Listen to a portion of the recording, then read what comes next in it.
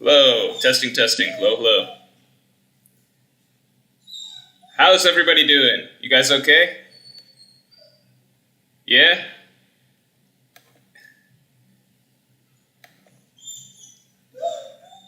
Hello.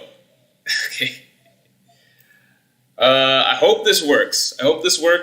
As you can tell, I'm not not at my usual place. Because my usual place, my home, my apartment, has no internet, and so I am here. So I did have, sorry for the stream being late. Sorry, you can hear some dogs in the background. Sorry, it's just, the mic is not the usual, it's just the way it is, okay? We just deal with it, we move on. Sorry about it. This is the best we got. This is the best we got today. Alright, the stream is the same as usual besides that. One of the best chapters of Egghead. Oh, shoot. I might let him out. I'll see. Okay. Yokai Kota, thanks for being a Yonko tier member for 13 months. The chapter is hype, even more excited for the final saga since it looks like Garling, Kuza, and Kobe are going to have as much relevance as Akainu and Yonko. Yeah, I don't know if it's... So you never know how much is like Oda just hyping up, because he knows who to hype up and who to include in those spots. So it's like, oh, if I include Figarla and Garling here, that's its own thing. But I am really, really excited.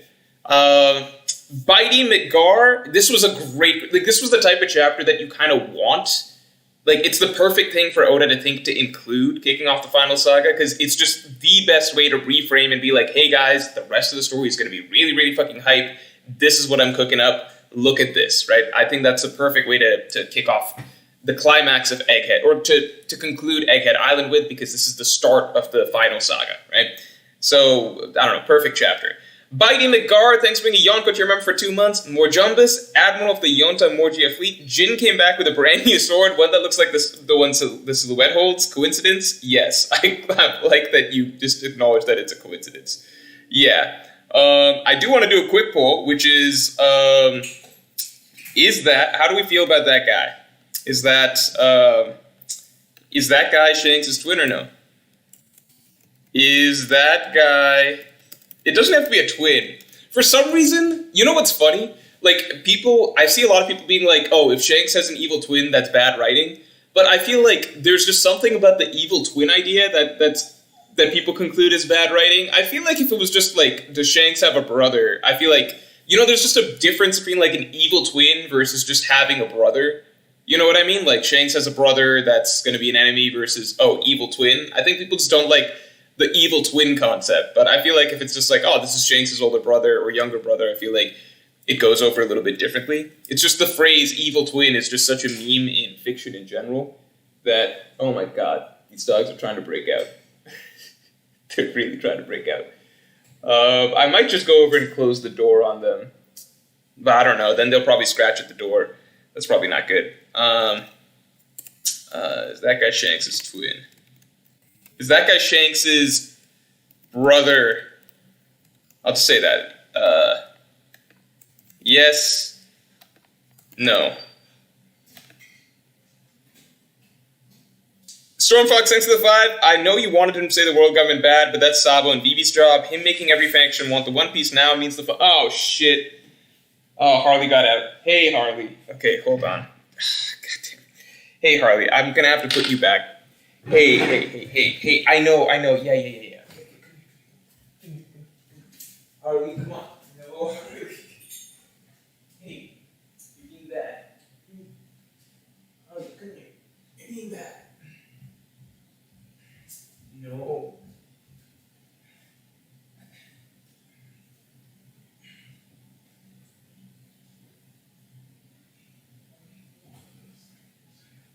No.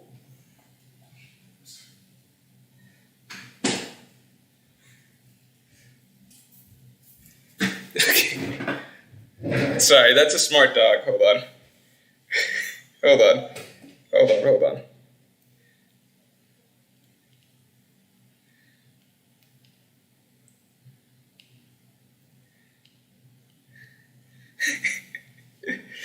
I'm sorry, guys.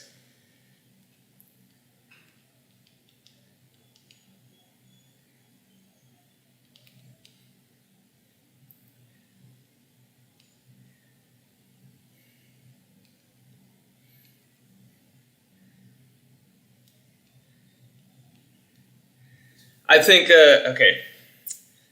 We'll find out what I'm supposed to do with the dogs in a second. She's not here, so it's kind of up to me. All right, guys, I'm sorry about that. Let's keep rolling. What's the conclusion is yes or no. So I'll just say this. So a lot of people are saying no. I'll say this. I think the idea it's about a 50-50 split. I think the idea has more merit than people are giving it credit for. I think people are just wiping it away as like, no, it'd be like Oda's not going to do the evil brother, evil twin meme. It's like, listen, guys, Oda's like a phenomenal writer, but he's not a writer that won't go for low-hanging fruit. He is happy to go for low-hanging fruit. He will do, like, silly trope-type stuff. He's done amnesia as a major part of the story. Twice, right? Like, this is not a dude who's above doing an evil twin concept, right? I think it's totally, totally possible. Stormfox, thanks for the 5. Oh, no, yeah, this is what you're saying. Him making every faction want the One Piece now means the final war starts now. So, you're right, but I just am like, what's the point of starting a big war where everybody's fighting each other when the goal would be to try and start a war against the world government, right? Like, you know what I mean? I just think that that's more useful and better. I get that narratively it's maybe Sabo and Vivi's job to do something like that, probably Vivi, or both of them, but I still think that just logically, in story-wise, it's kind of weird that Vegapunk didn't do that, especially considering the reason his motivation starts with the basis of Clover's death and him trying to carry on, what Clover did.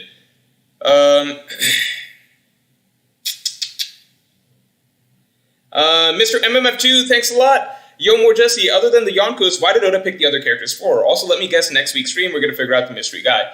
I think, so you can read a lot so we know why he picked a lot of them, which is, the Yonkos, obviously, but then the heads of key factions, Revolutionary, Marines, Akainu, and then kind of the successors in both those categories. So Kobe kind of being the next-gen Marines, Sabo leading sort of a new wave of revolution, right? So those make sense. Then it seems like the Gods Knights are going to be very, very significant in the story, so we got to figure out Land Garling. I think Aokiji is going to be more significant than we gave him credit for, right? Either that, or Oda just kind of knows which characters are going to be kind of hype and clickbaity, and he's throwing Aokiji in. I do believe that other guy could be, some people say the man with the burn mark, some people say it's fucking Shanks' brother. I've got to be honest, I think there's a solid chance that is a Shanks brother. I think that there's a solid chance of that, personally. Retro Records, thanks for the 2. Hey, Morj, thanks for streaming on my birthday. Hey, no, you've got your birthday on a chapter. You got a chapter birthday. That's really lucky for you, man. Also, let's get the stream likes up to 100 real quick.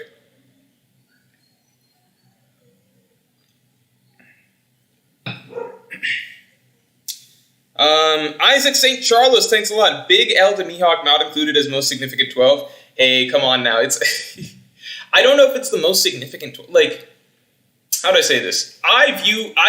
Okay, this might be biased or whatever, but I genuinely think this is the case. We all know that Buggy is not the Yonko. We all know that Buggy's not the true Yonko, right? Buggy is, like, we all know, generally speaking, the captain is the strongest member of the crew, right? We all know, generally speaking, like, a Yonko status is built first and foremost from the strongest character, like the actual Yonko-level character's reputation, right? Buggy is the figurehead. Mihawk is the Yonko, right? I'm going to be honest, if you're a Mihawk fan, I personally view, him and Buggy is the face for Mihawk, but Mihawk is the actual Yonko-level threat there, right? Buggy is the face, Mihawk's just the man behind the face, but, like, let's be real, like, we all know that Buggy's not a Yonko. Buggy is basically the most clear, just figurehead figure that you could possibly have. He's not the actual force there, right? The entire force is actually Mihawk. It's Mihawk, and Crocodile's kind of like a first mate-esque figure, and that's basically it. So you can be trolly if you want and be like, oh, Mihawk didn't make it in the 12, but in reality, every time I see Yonkos listed, I mentally am putting in Mihawk instead of Buggy, because if you're being a reasonable person, you know that's what it actually is, right? So, you can be like, oh, Mihawk didn't make the cut, but in reality, it's just like, yeah, he did. He's one of those 4. He's one of the 4 Yonko figures, right? It's not Buggy. It's not actually Buggy.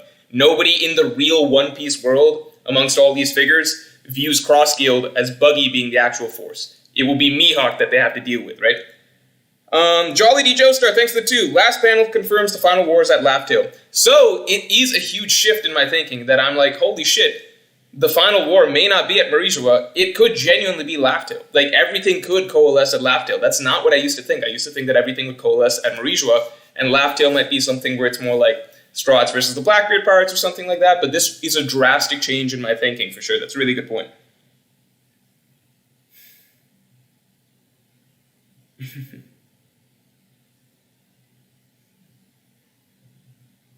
LeMan, thanks for the 10. Hello from Ocean City. Oh shit, you're at Ocean City. Okay, that's pretty cool. Like, that's close to where that's close to where I grew up, in Maryland. I've been catching tons of fish and naming them all Jinbei, aka Morj. Thanks, man. Also, Fractured Prune kicked ass, and I really love this chapter. Oh, you asked about this earlier, and I mentioned Fractured Prune. Fractured Prune, my favorite donut place ever, so I'm glad you got to check it out. Looking forward to the wrap on Egghead. Yeah, I mean, I think Egghead's gonna have a fantastic finale, at least with the way that we're heading. I still think what it's kind of missing is just, like, a climactic defeat of some sort of villain. Saturn, I honestly did not give a shit about Saturn's defeat this chapter. I didn't really care here. It was whatever for me. Part of it's just, Saturn's just been a shitty villain, I think. And I think the fact that he got immediately overshadowed by the other Gores is a bit of takes away from it a little bit. Cheesy Skull, thanks for being a Yonko tier member for 1 month, man. By the way, the podcast that I'm doing tomorrow, the Morjcast that's coming out tomorrow, that is going to be a fairly in-depth one because so much new information from this latest chapter adds to my previous video that I dropped talking about when One Piece is likely to end. So this chapter really helped with that. So I'm going to be recording that actually on my drive back home from here. Cheesy Skull, thanks a lot. So hey Morj, I noticed that the silhouetted man appears to have a bandage over his hand. Perhaps it's covering his burns. So you think he might be the man? Okay, let me do this. Is he the man with the burn mark? Let me do this poll. Okay. Is the man with is the silhouetted man the man with burn scars? Yes. No. Fuyamato, welcome to the Yonko. Thank you very, very much for joining. I really, really appreciate it. Just watch out for the podcast that's coming out tomorrow. It's going to be a good one. I already know what I'm going to talk about. I'm going to be recording it on the way back out from here. So let me see one thing real quick. Did we get some gifted memberships? I might be wrong. JWP, thank you for gifting memberships. Seriously, man, as usual. Always really, really appreciated. Always really, really appreciated. People are feeling JWP and that it's late. Thank you for the gifted memberships as usual, man. Wade Turner said thank you. I feel like this is not the first time you've been gifted a membership from JWP.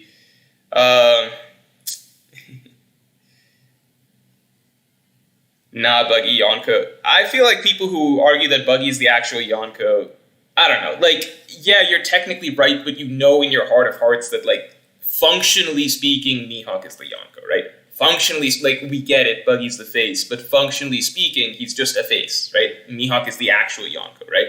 If you remove Mihawk from... how would I say this? If you remove... Like, it's one of those, like, 100% 99 strength memes, right? Like, it's, like, cross-skilled at 100% strength, and it's, like, Mihawk, Buggy, Crocodile, and the Fleet, and if you're, like, cross-skilled at 99 strength, and it's just a picture of Mihawk. That's basically how it is, right? Maybe I'm underselling Crocodile there, but Crocodile and Mihawk, you would basically say that's cross-skilled at 99% strength. Most people would agree that, like, let's be very, very real here, actually. Mihawk would solo the rest of cross-skilled. He would, like, the majority of Buggy's fleet dies immediately, and then Mihawk just kills Crocodile, right? Like, who wins, Mihawk or cross-skilled? Let me do a poll real quick. Oh, wait, I gotta end this previous poll. Okay, so people think that guy might be the man with the burn marks. So I guess it's split between that versus Shanks theories. I mean, both are... I'm rolling with it being Shanks. I think that's personally more, like, related to Shanks. I think that's just a bit more likely. But it could be the man with the burn scars. Sorry, it's a little choppy internet quality here, but it's just not my... This is not my place, you know?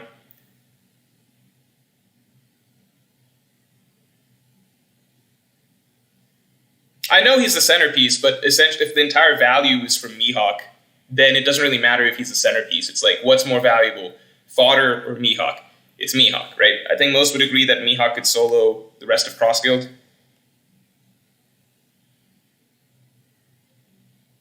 Yokai Gota says that's the strides too. But it's still close. Like, Luffy versus the rest of the strides is close. And then once you start adding in more things like the Grand Fleet, Luffy's assorted allies, etc., you know what I mean? Like, the entirety of what makes Luffy and his Yonko Empire, Luffy can't solo his empire, right? The entirety of the Straw Hat Empire, Luffy can't solo that. You know what I mean? And even if you wanted to make the argument that Luffy can solo that, right? Well, then that's only helping my argument, which is, yeah, that's what makes Luffy the Yonko of the crew, right? It's the same thing. We would all agree that Mihawk can solo the rest of Cross Guild. Why? Because Mihawk is the Yonko of that crew. It's not Buggy. Buggy can't do that. Buggy can't solo his own... Buggy would lose to the average member in there because the average member in there is from a higher level of Impel Down than Buggy is. I think it's kind of a ridiculous argument, right? If you acknowledge, like, you saying Luffy could solo his crew, that only adds to my argument. I'm like, yeah, Luffy could solo the crew, because Luffy's the fucking Yonko. If you're saying that's the argument in favor of Luffy, then that's the same thing for Mihawk. Mihawk is the actual Yonko of that crew. Buggy's just the funny, like, gag face that Oda's putting on it, but we all functionally understand that Mihawk's the actual thing that makes that a Yonko crew. You know what I'm saying? Anyway.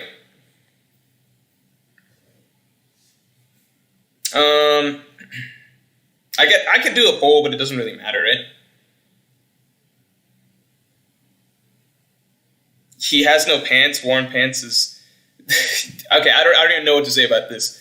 Anyone with Conqueror's Haki could knock out Buggy's entire fleet, most likely, with zero effort. I cannot imagine Mihawk struggling with Buggy's fleet.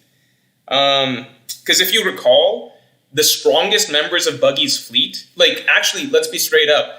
Buggy's fleet was screwed because the Marines were about to take him down, and then Mihawk came in and soloed the fleet for them. Like, let's not get this twisted.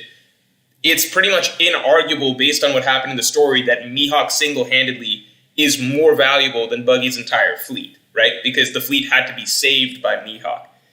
Anyway, moving along. Or it was saved by Crocodile, I forget exactly who, but the fleet is fodder. Like, the fleet is pure fodder. Cheesy Skull, thanks a lot. Oh no, we covered this. Wisdom Minari, good to see you again. Thanks for the 10. You were totally right about Devon. Saturn is toast. Love the hair, house car, gym today. Thoughts on Kid going forward.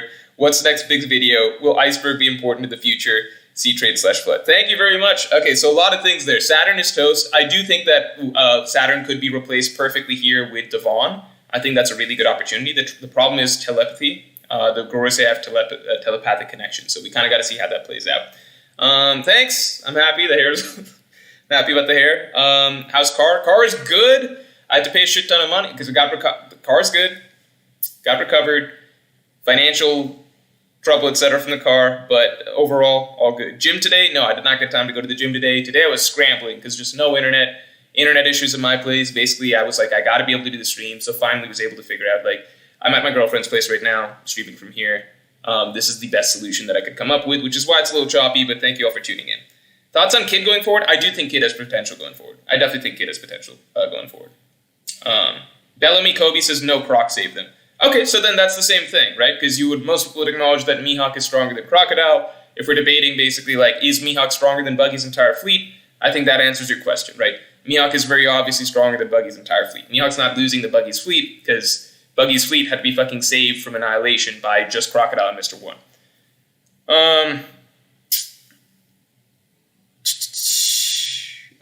Will Kid be important? What's the next big video? Next big video is Wano Analysis, which is coming out. I think that Kid's going to be important. I don't think Iceberg's going to be that important, but I could imagine, like, maybe the blueprints of, like, how to make a city float or something. Maybe that's something relevant to other characters. Maybe a random interesting idea. No, because I think Noah's going to have a function where... Wait, actually, let me just check one thing, what I'm supposed to do with the dogs. Let me check what I'm supposed to do. Okay, I guess I'm keeping the dogs in there. Okay. But anyway, I think the city of Water 7 being like a floating... I think the problem is that Noah already exists, so there's no need as much for like the Sea Kings to maybe carry Water 7 around, but maybe it could be something like... What if it's something like Noah is used to transport people as it's flooding to Water 7, as Water 7 will survive the flood. I don't know. I do think that kid has potential for the future. Oscar Cruz, welcome to the Pirate King tier. You get access to the highest level podcast very soon. It comes out at the turning point of each month, so you'll be able to submit questions and everything like that as to what you want me to talk about in the Pirate King podcast. But thank you very, very much for joining. You will enjoy the Pirate King podcast, and in the meantime, check out the previous Pirate King podcasts that have come out. Where are we at? We covered this. Hold on.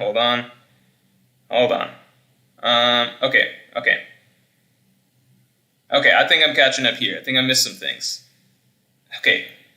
I think I'm caught up. Stormfox says the dog made you skip my question. I think I got your question. Let me go back a little bit. I think I got your question. I might be wrong. No, we got it. I got your question, man. Also, let's get the stream likes up to 100 real quick. Gonzalo Garcia Rodriguez, thanks for your first super ever. I appreciate it. Feelings of that guy being Roxy's back. So, I have some random thoughts about certain, so my first assumption is that Rox is dead and gone, and we're done with him. But I had low-key have some random theories as to how Rox actually could potentially still be relevant today. We are leaving that alone for right now because it's just too wildly speculative. For the moment, I'm just going to say my official answer is no, I don't think that's Roxy Zabek. Kaden, always good to see you, man. Thank you so much for the 20. Holy shit. Your Every Race's Connection to Nika Explained video kind of spells out exactly what happens this chapter in terms of unique races with knowledge being targeted, and the more you have, the further you stray away from the world government. Thank you so much for saying that, man, because that was a video that I thought was, genuinely a really good video that basically exactly what you're talking about here. The more that a world, the closer a race is to knowledge of Nika and everything like that, and the further away it is from the world government's ideology, the more likely that it's been trimmed down or hunted or persecuted over the years and kind of erased from history by the world government, right? So that's why we see fewer, the Lunarians are mostly gone, the Buccaneers are mostly gone. The races that the world government can persecute and erase from history because they know too much about Nika, those are the ones that we see missing. So I think that's a big deal. I personally think that the...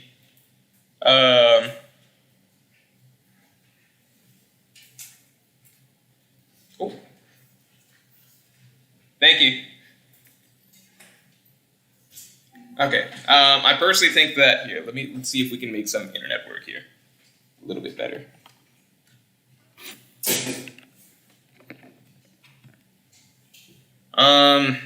Hopefully it helps a little bit. I personally think that I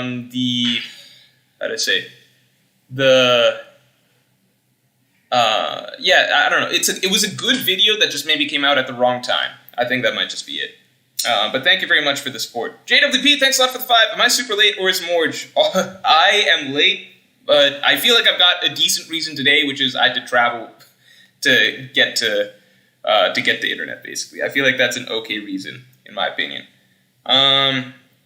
Also hilarious that Shanks, who visited the Gorosei, being an evil twin theory, might actually be correct, LMFAO. Yeah, it genuinely has a good shot at being correct. It genuinely has a good shot at being correct. Yeah, if I had to put money right now, I would probably put it on Shanks having an evil brother, personally. Because it's not even that strange. It's like a thing in One Piece. I mean, this is not the first time we've seen 2 celestial dragon babies separated. One grows up good, one grows up evil, right? Doflamingo and fucking Corazon, right? This is not the first time we've seen that shit. Eric J, and we know that Oda likes recurring ideas like that. He just does. Eric J.O., thanks for the Yonko tier member for 9 months. Sup, Morj, how are you? Akainu full-time at the chair force right now. That's actually really fucking funny. Last panel, super hype. Interesting world sword the silhouette is holding. I do think, it's something that's been a topic of discussion for us throughout the stream so far. I personally think that... people are saying free Harley. Harley is a very smart dog. He's a very, very, very smart dog. He's the smartest dog that I've ever met, personally. He's able to figure his way out of the baby gate.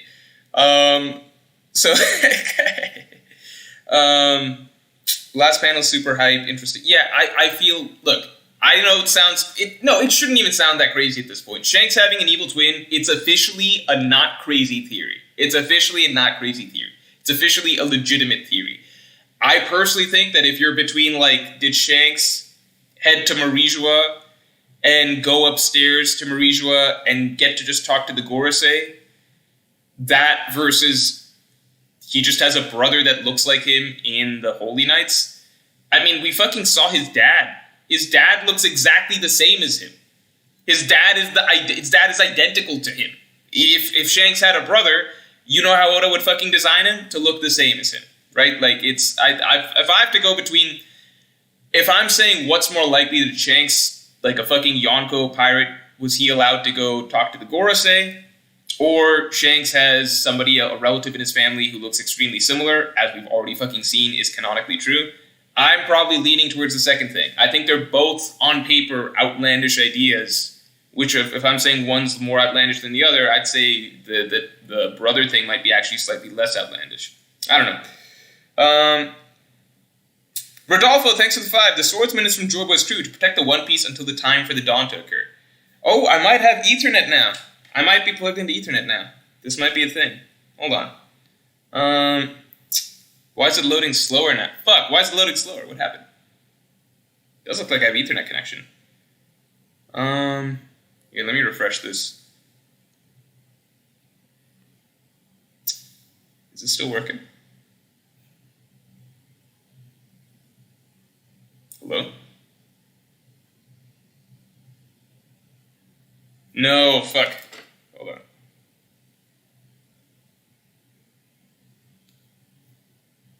Hold on, I'm looking up on my phone real quick.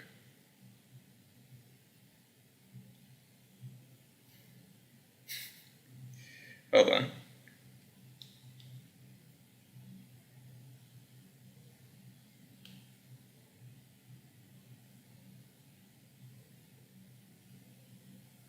Am I lagging? What's going on? Create content for people. Fuck.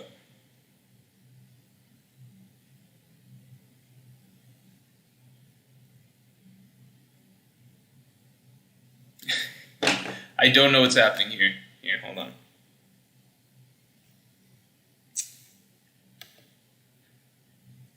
Can you guys hear me okay? Is this working? Yeah.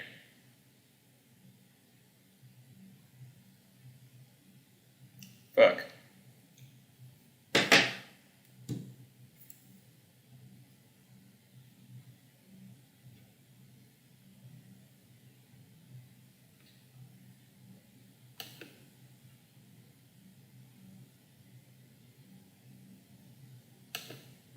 Yeah, let me try something.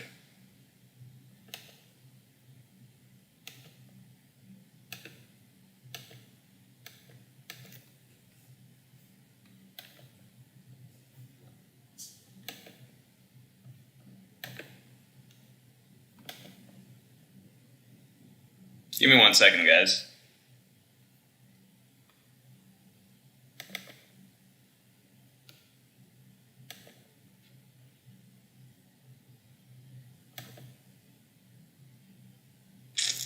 Oh, okay. Okay, hold on. We might have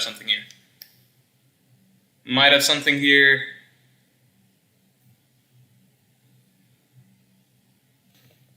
Okay, wait, this is working. It's working, right? It's working? Alright, I see it working. Okay, I think we're good. Alright, are we good? Okay, I think we're caught. Okay, I think we're good. We're good. Alright, moving on. Rodolfo saying, thanks for the 5. The swordsman is from Joy Boy's crew to protect the One Piece until the time for the dawn to occur. I don't know, man. You're saying like some sort of gatekeeper to One Piece? That'd be pretty cool. But I feel like, I don't know, I'm just sort of, the Shanks twin idea or the man with the burn marks, I'm going with the simpler ideas, I think, at the moment. But that is an interesting idea. Like a sort of gatekeeper, I think that'd be pretty cool. JWP, thank you again for gifting the memberships. Seriously, man, always appreciate it. Rayo Chiha, thank you for being a Yonko tier member for 21 months, man. So Morj, is Saturn down for good? Also might be getting promotion soon, but downside, I have to go to day shift training for 1 month. Okay, So that's a definitely good and bad scenario. I personally think day shift training for a month, it's like, who cares? You know, like, you just take it, you get it over with, and then after that, you're fucking, you know, you're rolling in it. You got a promotion, you're happy. Sometimes life's got to suck for like a tiny bit before you can get to the good stuff. And is Saturn down for good?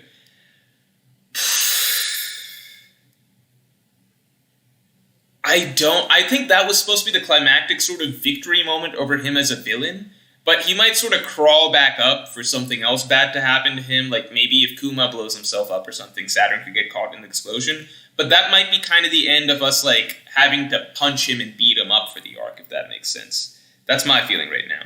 Ender Ayanami, always good to see you in streams, man, seriously. Thank you for being a Pirate King tier member for 22 months, man. Best reveal from the speech, Mother Flame is spelled Mother Flame. Ancient weapons exist, yep. Joybo is a pirate, D has a special meaning, Gold Roger is spelled Gold D Roger, One Piece is real, and finding it is important. I definitely agree. I think the most significant thing I would add to that is just that the true world of One Piece is buried under the sea. I think the finding the One Piece is important. That's really interesting because it does change my perspective to some degree. I always felt that the One Piece itself would be, that's just what they find at the end. How do I explain? Like, Whitebeard implied that you find the One Piece and then the war for the world happens, but I kind of always felt like that was, like, he meant, like, finding out what the One Piece is and then the war for the world is over it, but now it sounds almost as though the One Piece is a weapon or something like that. You know what I mean? That would aid one in ruling the world. 24th Hokage, thanks for the 5. How did you feel about Bonnie vs. Saturn conclusion? It was not how I expected it would play out, but I still enjoyed it, especially Kuma's faint smile. Thanks for your 3rd super ever. Seriously, I'm appreciating the support.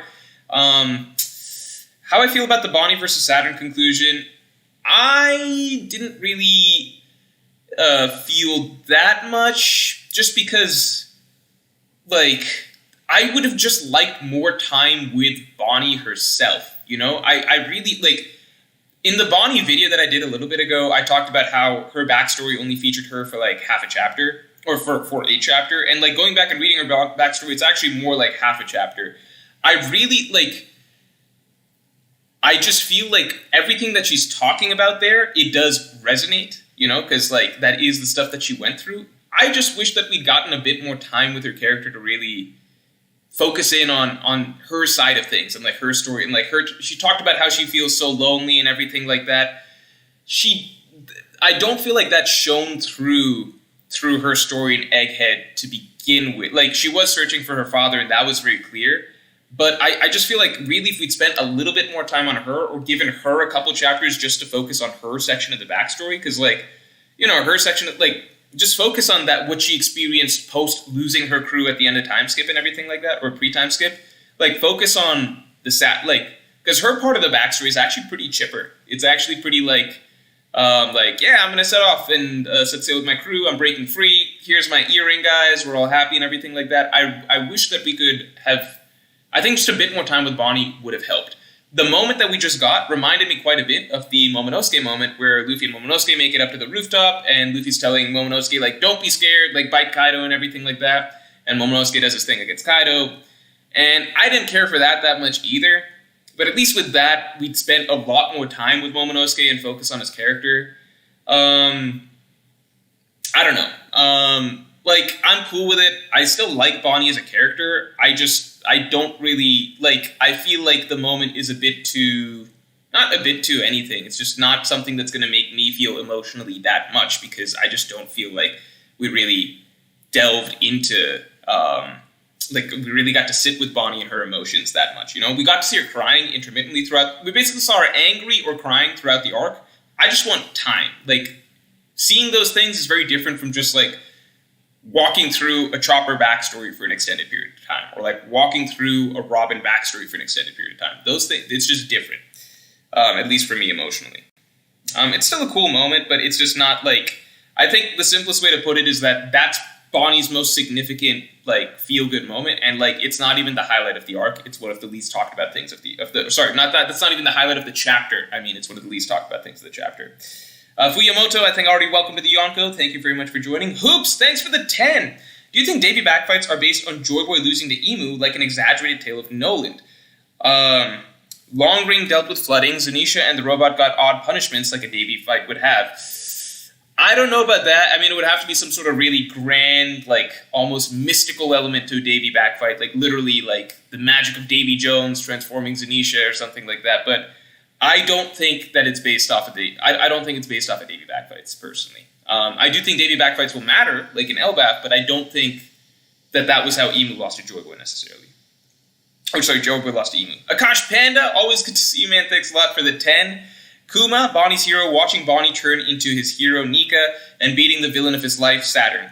I mean, it's a good moment overall on paper. I just don't feel that much because I wish that we had gotten more out of Bonnie before we're getting these concluding moments of her talking about, like, how lonely she feels, etc., basically, etc. That's just my thing. I will always, like, for me, Kuma's story is very, very emotionally pulling. And so seeing him punch Saturn, that meant a lot. I don't feel the same way Bonnie punching Saturn. It's just not quite the same thing for me. Also, last page gives chapter 801 Dofi speech page vibes. Yeah, this is like another one of those. This is like definitely another one of those. This time just highlighting the key players. But the entire chapter is kind of, like, I loved how this entire chapter we're cutting around to faction after faction. Only 7 characters from 801 made it here. Yeah, but that's like the key consolidating players. So it shows more clarity out of chaos, if that makes sense. Rafael Rizzi Iglesias. You got Rizzi in your name. I love that. But again, thanks for being a Yonko tier member for 8 months, man. Buggy is going to be important in the endgame, Morj. I know he is. I know Buggy's going to be important in the endgame. But I'm saying in terms of who's actually the Yonko there, it's fucking Mihawk. Like, we all know Mihawk's the Yonko there, right? Holy shit. 02657. Thank you for coming in, man. It's been a minute. You must have really enjoyed this chapter. 02657 just gifted 20 memberships. So there's a lot of people in chat really, really happy that you graced the chat with this. Seriously, man, thank you so much. It's been a moment. You always come in big with that sort of stuff. I really fucking appreciate it, as do the good people of chat. D Mizzy Mob, Jolly D Joestar, Angel Rise, Angel X, Daniel Boyce, Talking Taco, Nick, Levento, Striker Virus, Denilson Thomas, Juan Carlos. You all say thank you to 02657. There's more here. Hold on. There's a lot more people here. Also, Vortex of Flames, thank you for just joining the Yonko tier member of your own volition. I appreciate that.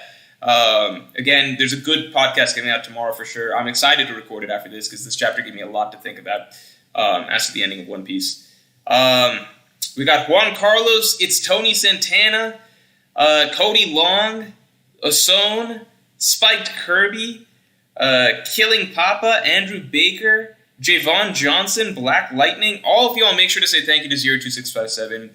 Let's get some emotes in the chat for 02657. Seriously, thank you, man. That's huge. It's fucking huge. Thank you. That's huge. Yeah, I do agree that Buggy's going to be important in the endgame. I think Oda's going to use all these pieces that he highlighted this chapter really well. Also, let's get the stream likes up to 200 real quick. Jensen Peters, thanks for the 2. Hi, Morji Poo. Lilith is a clone of Sanji's mom. Hey, I put that theory out way at the beginning of Egghead. We never know what is or isn't true, but it's probably not true. JWP, thanks for the 10. Kuzan and the Mystery Guy are the most interesting. All 4, Yonko, Pirates, Sabo and Dragon, Revolutionaries, Emu and Garling, Akainu and Kobe equals 2 sides of the Marines. Where does Kuzan lie and who's the mystery man? So the question mark with Kuzan, to me, this suggests that Aokiji is going to be a big swing factor in the way things play out, right? Because he doesn't represent any individual faction, but whatever he's going to do story-wise is going to have a huge impact. So I'm very excited for Aokiji's story. Showing the silhouette guy, I don't know how much is that just Oda kind of like wanting to tease an additional person, but to me it does mean 2 things. Either he is the man with the burn mark, in which case we know why he's important. He's the last poneglyph, sort of, or not the last poneglyph, but like, he's just important. We know that he's important in terms of getting the One Piece, right? Somebody earlier in the stream suggested he might even be a gatekeeper to getting the One Piece, which would be really, really cool. The actual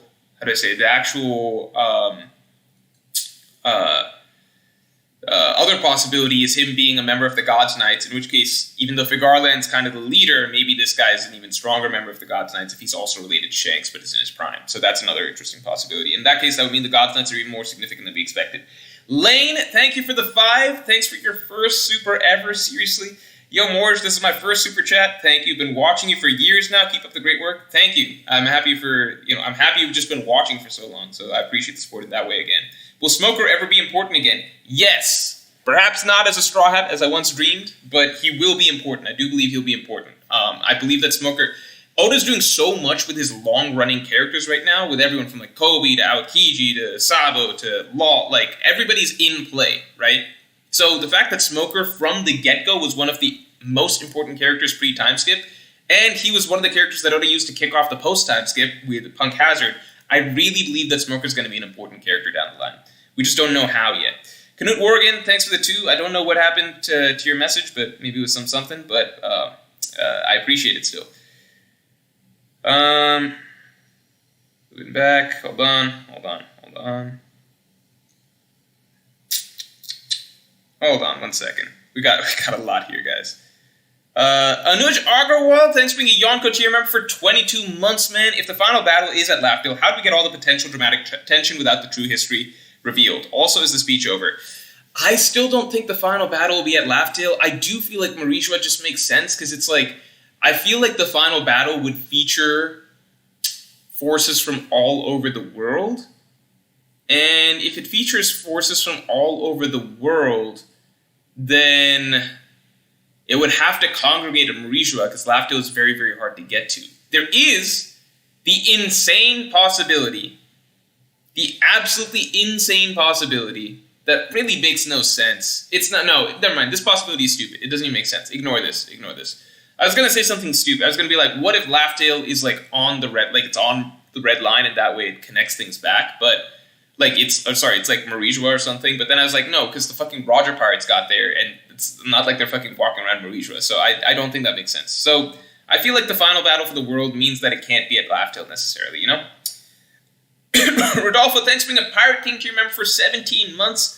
Not sure if you got my super, but what do you think if the swordsman is the swordsman of Joy Boy's crew, defending the One Piece until dawn arrives? I did get your super, and thank you very much for that. I'm sorry you had to comment twice. I initially, when you said that, I didn't think that was the case, but since that period of time that you mentioned it, I have thought about it subconsciously a little bit.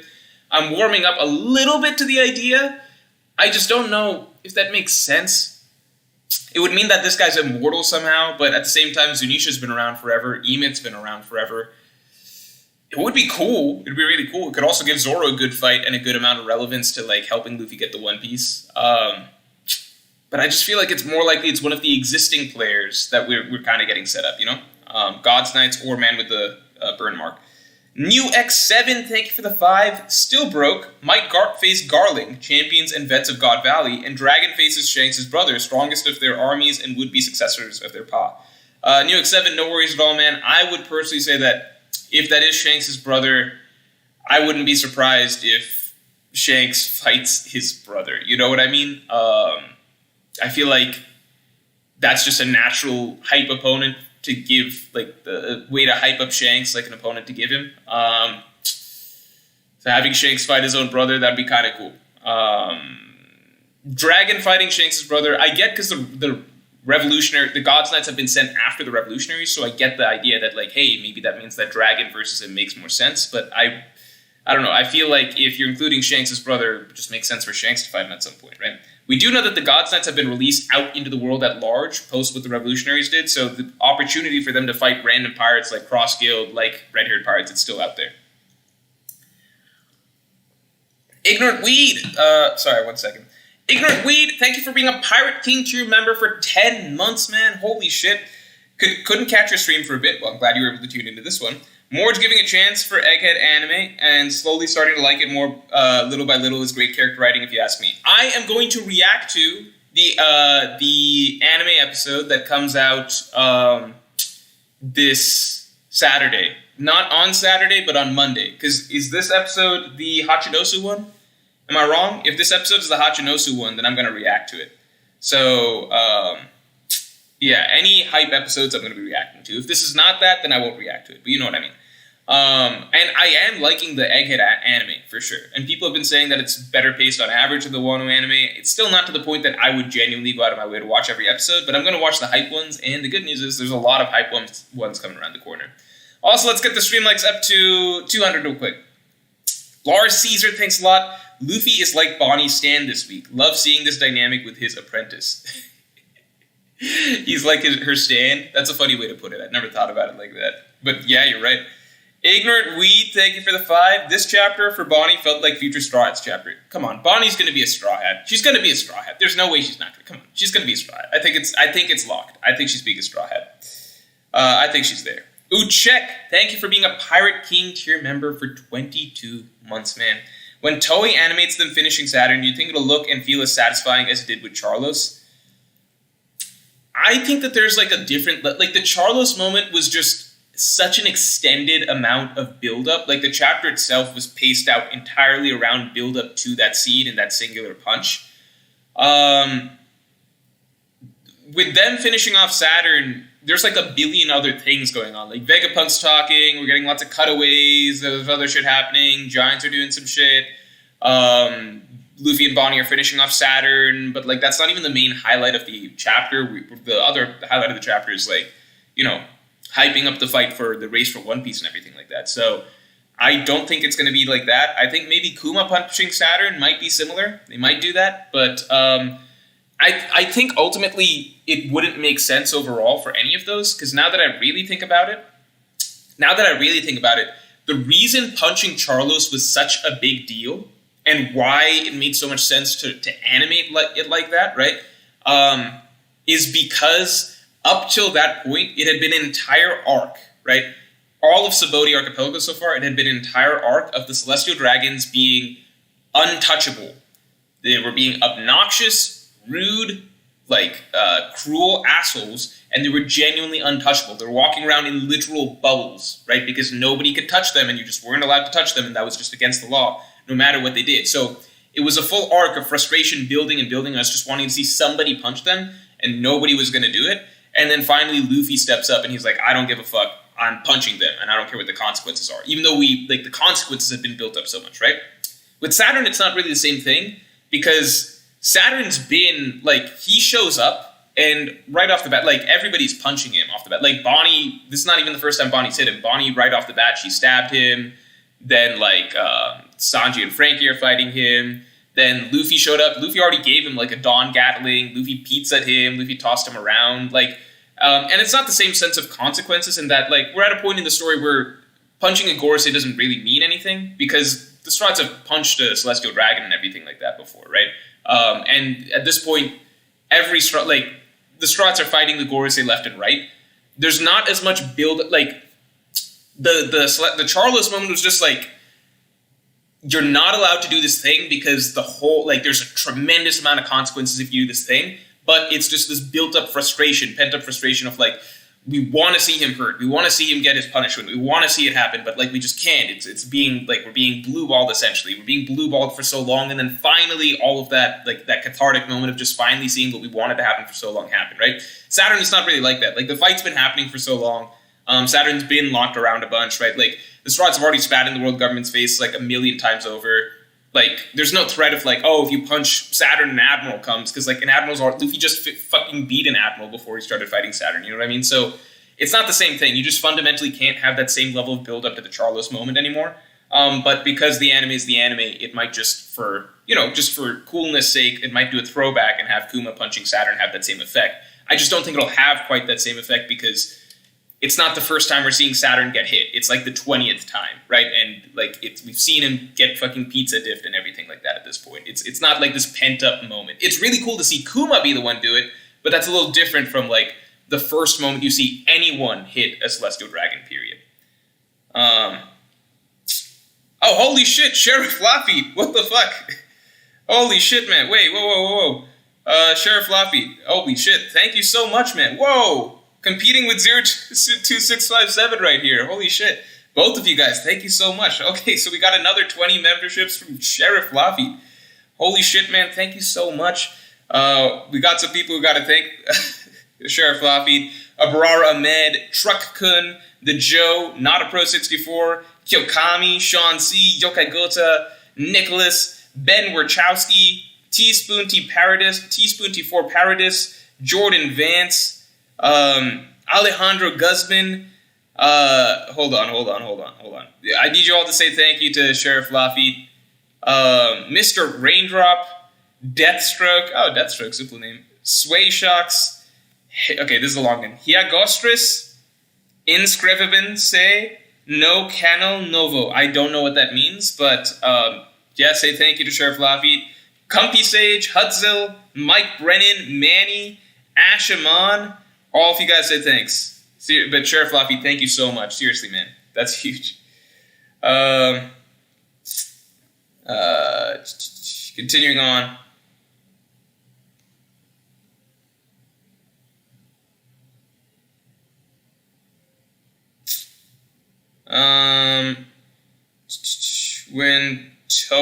Cover this. 02657, thanks for being a Pirate King tier member for 11 months, man, and thank you again for swinging through.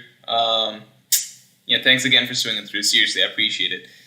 I know I've been away for a while, and giving the 20 gifted. I know I've been away for a while, but I didn't know you needed my donations that badly. You're on 56K. What's 56K mean? Are you talking about the quality of the stream? That's because... the quality of the stream is just the quality of the stream for today. But it'll be back to normal as soon as my apartment's internet is fixed, which it's not right now, so I'm not in my apartment. But thank you so much, man. I appreciate it. Justin Holland, thanks for the 5. Master and student Nika Bond forming. Yeah, again, put out that video a while ago saying that Bonnie is Luffy's successor. People did not believe it at the time. They were upset that I even suggested such a thing, but it is the way it's turning out. What are the chances of the Elders and Luffy being filmed live now? Luffy passes the Yonko test, in my opinion, and you? Oh, Luffy passes... Okay, so the chances of Elders and Luffy being filmed live now, I don't know. I don't know how important it is. I just don't know if seeing the Elders as demons is going to do that much to change the perception of the world, but, I mean, it could. I'd say 50-50, I really don't know. Like, maybe that's like Vegapunk's final fuck you, that the Elders get filmed. And Luffy definitely passes the Yonko test. Luffy passes the Yonko test easy here. Like, again, at a certain point, he beat Kizaru, then beat Kizaru again at the same time as beating Saturn, right? Like, Luffy passes the Yonko test, no question. Meek, thanks for the 6. How'd you like the chapter? The editor and I spent a decent chunk of time nailing down the delivery of Vegapunk's last line in English, and I think it sounds quite nice. First of all, so for those of you who don't know, Meek is a member of TCB Scan's translation team. So everybody say thanks to Meek. Oh, wait, holy shit, did something just happen? Whoa, fuck, hold on, what's going on here? Oh my god, what's going on? Alright, oh my god, what the hell? Okay, hold on. Alright, okay, let's slow down here, what's going on? Did 02657 just go off again? Holy shit. Everybody's a member now? Oh my god. 02657, you must have really loved the chapter, man. Thank you again for swinging through the stream. I appreciate that a lot. As does everybody in chat. So 02657 just dropped an insane 50 memberships for the good people in chat. So everybody, this doesn't come around every day. Everybody make sure to say thank you. Everybody who just got gifted. This is going to be a lot. I don't know if I can read everybody out just because the internet is slow, so it's taking a bit for me to scroll. But Stormy, Umbrella, Enoch, Quiet, Red Agrid, I Love You Swag. Everybody say thank you. Sam Fowler, Evil Monkey 919, Yusuf, Alt, Abdel Malek. I need everybody who just got gifted by 02657 to do some emotes in the chat for him, because he just got gifted a membership, which means that you now have access to the emotes to do a proper thank you. Larry O, Drums of Liberation, Anis23, Gerard, HLDM, Chabi, Ritsu B. Pez, Lemmy, OG3. I don't know if I'm going to do literally everybody because it's too many at this point. Dan127, Suwu, I need you guys saying thank you. Lude, everybody say thanks to 02657. So seriously, man, thanks a lot. Really, really appreciate the support. Obviously, anytime you swing through streams with this level of support, that's really, really appreciated by myself and everybody else in the stream that really benefits from this. And, it's just cool when there's this many people that are members who get to participate in things, listen to the podcast, be able to do the emotes and all of that stuff. But yeah, 02657 and Lafite earlier. Thank you, both of you guys, man, so much. Seriously, there's just too many for me to list everybody at this point. But yeah, everybody who just got gifted, you probably now have access to the podcast that's going to be coming out tomorrow, so just watch out for that. Okay, moving along. Oh, yeah, so Meek is one of the translators, and yeah, man, I think that this I think getting Vegapunk's speech right was a huge deal, and I personally think it reads better in TCB than Viz. And this chapter, I think the dialogue flowed really, really fucking well. I think you guys nailed the translation for sure. For the end of it, it just got everybody really fucking hyped. So yeah, seriously, great fucking job, Meek. 02657 added. Vid's still laggy, by the way. I'm sorry, man. There's nothing to be done with that. It is plugged into Ethernet now, so there's nothing to be done. It is what it is. All I can say is that next stream will be from my actual place once my internet there is fixed. Dick so small, I pissed on my balls. Thank you for the 5. Do you think there's anything more than aesthetic to the mirrored/paired paneling in the final page? Is there anything more than aesthetic? I think it's just aesthetic. I think it's just good paneling. I think it's to look cool. I'm not going to draw too many conclusions from that. You might be onto something, but I'm just going to say that I'm going to leave it at it is what it is. The Vortex of Flames. Thanks for joining the Yonko. I might have shouted you out already. I might be wrong, but again, watch out for the podcast that comes out tomorrow. It's going to be a good one. Again, just based on all the new information we got this chapter. Fatingo, thank you for being a Pirate King tier member for 22 months. I know you've been a supporter for a long-ass time. What are your thoughts on Kuma cracking Smile? Do you think the chances of him dying are slimmer than before? I just can't comprehend Oda's angle with him and where his character will go. I just really hope that we don't go an angle of him getting his mind back. I feel like, because what we're getting right now is perfect in that he's in the last embers of his consciousness. He's getting the happy ending. He's getting to see his daughter freed, right? He's getting to see his daughter as Nika. He's getting to see Luffy as Nika. He's getting everything that he dreamed of. So, to me, this is perfect because he sacrificed everything for the future. Now, let it be time for the future, right? Let it be his daughter, Luffy, Nika, who he helped bring into this world, right? Let that be the time. Like, let's be the passing on of that, right? Let Kuma go out with one final sacrifice because that's his character, right? He's always sacrificing for others. And he did it. He gets his happy ending. He's happy sacrificing himself, right? There's some characters where, it would be fucking sad if they just died. But Kuma's not one of them. He's happy sacrificing himself. That's been his whole MO throughout the story. I don't know. Like, I think that you could not write a better ending for his character. He's getting, it's bittersweet, but he's getting to see that happy ending, and he's getting to go out on his own terms if he goes out in some sort of sacrifice. So, I don't know. I personally hope that that's the case. That's maybe just me.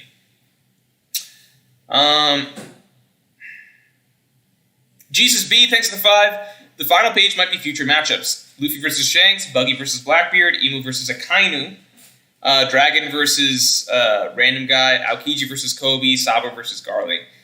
I'm not going to read too much into that. I just don't think that that's necessarily the case. Some of these also feel a little random to me, because Buggy versus Blackbeard, yeah, they might run into each other, etc., but that's not if you're thinking matchups, you'd think Blackbeard Shanks or Luffy Blackbeard or something like that is one of the ones that be highlighted more. Also, let's get the Streamlabs to 200 real quick because we're almost there. Emu versus Akainu, yeah, I can see that happening. Dragon versus random guy, yeah, I can see that happening. Aokiji versus Kobe, I'm just technically we kind of already got that a little bit, at least on opposite sides of the battlefield at Hachinosu, but Aokiji's a good guy, Kobe's a good guy, I don't know. Sabo versus Garling, that seems kind of random to me. Maybe it happens. Gunner455, thanks for being a Yonko tier member for 14 months. Oh, I should have just scrolled past me a little bit. Okay, I got you. I surprisingly like more of the Bonnie Gear 5 stuff this chapter. One of Saturn... No, I'm cool with the Bonnie Gear 5 stuff. It's a soft version of Gear 5. It's cool. I like it. I just didn't feel that much emotionally from that scene. I thought it was solid, but I just feel like this arc really could have used more Bonnie time and focus. I think in an arc that was, 60 chapters, I think really if you break it down percentage-wise, a very small focus of it was on Bonnie. We would check in on her and she's sad or upset or she's angry about something, whatever, but she was not as much, if you just compare her to other Straw Hats and how they're written in their storylines, the Baratier storyline, it goes through Sanji. We're spending a lot of time with Sanji. It's slow-paced. It's focused on how, who he is as a person, the things that he struggled with, etc. Arlong Park Nami, Surf Village Usopp, Drum Kingdom Chopper, all of these things. I think Bonnie could have really fucking used that, at least for me personally, to feel the same level of emotional oomph I feel like I should have gotten out of her taking out Saturn. I think it's pretty simple. Like, I felt a lot when Kuma hit Saturn because we'd spent so much time with Kuma. You know, like, we felt how much that means to him. With Bonnie, we're aware of how much this should mean to her. But I just feel like spending more time with just sitting with her and her story would have helped me more, personally. Wonder if Saturn is truly gone. Oda is on fire. Happy 27 years. And Shanks is twin. It's not my birthday, but people in chat might have been joking that it's my birthday. And I'm 28, actually, so... Unless you're saying, is One Piece 27 years old? Is that what you're saying right now? I don't know what you're referring to. Maybe we're saying One Piece is 27 years old. Wonder if Saturn is truly gone. I think that this could be the last time Saturn's beaten up this arc, but not necessarily the last we see of him ever. This will also be a big tell as to the Devil Fruit, if Devil Fruits are the source of the powers or not. And I do believe the Shanks twin idea to some degree. I think it's more, I would, if I had to guess, I'd guess like 51% more likely than not. I think it's got a 50% chopper, basically.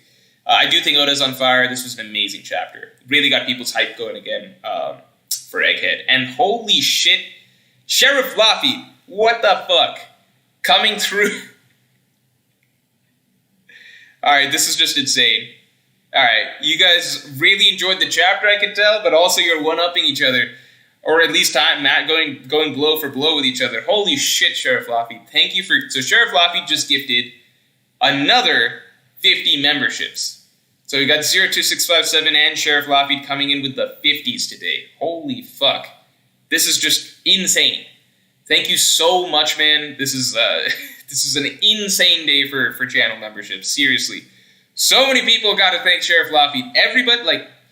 Everybody who just got a membership, I'm going to read some of y'all, but everybody who just got a membership, you need to be doing emotes in the chat, thanking Sheriff Laffy. I need to see a thank you from everyone that just got in something. And even if you didn't, just out of sheer, like, the good grace of people coming through, dropping so many memberships for the sake of other people in chat, just say a thank you regardless, or shout out Sheriff Laffy regardless. Brian Field, Light Baker, Mr. Malding 99, Jesus B, Linus, Dennis Fresco. I think I need you guys all to say a thank you to Sheriff Laffy. Roma Jin, Brandon King, Mr. Z77, Matt DeCaro, PG24, oh, Paul George, 24, Leonard Joaquin, Tia Franco, Revoices. All of you guys say thank you. Everybody say thank you to Sheriff Laffy. Daily Grind, say thank you to Sheriff Laffy. Everybody say thank you. Cinnamon Bread, Silent, Mark G, Polar Digital. I'm not gonna go through everybody, but like, just if you got something, do an emote. Even if you didn't, just say shouts. Thank you, Sheriff Laffy. So, holy shit. At this point, between 02657 and Sheriff Laffy, I feel like, and everybody who's already a member regardless, I feel like the vast majority of people in chat at this point are fucking members. It is almost sad to not be a member at this point. So thank you guys.